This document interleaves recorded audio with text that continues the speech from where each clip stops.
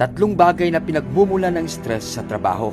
Una, mabigat na workload at pressure sa oras. Yung sobrang dami ng trabaho at hindi makatutuhan ng deadlines na nagdudulot ng pressure at pagmamadali. Pagkakaroon ng multiple priorities at pakiramdam na laging naghahabol at walang sapat na oras. Pangalawa, hindi magandang pakikitungo at kapaligiran sa trabaho.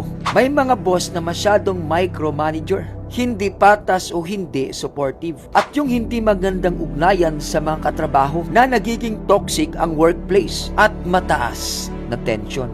Pangatlo, kakulangan sa kontrol at kawalan ng kasiguruhan.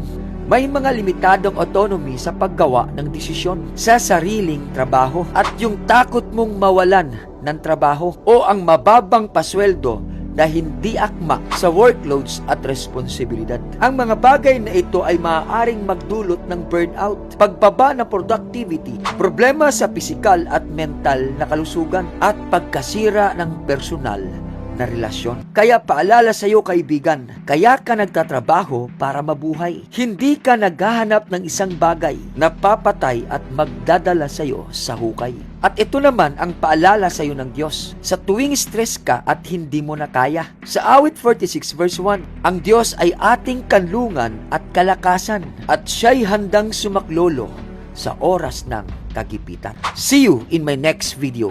God bless, kapatid.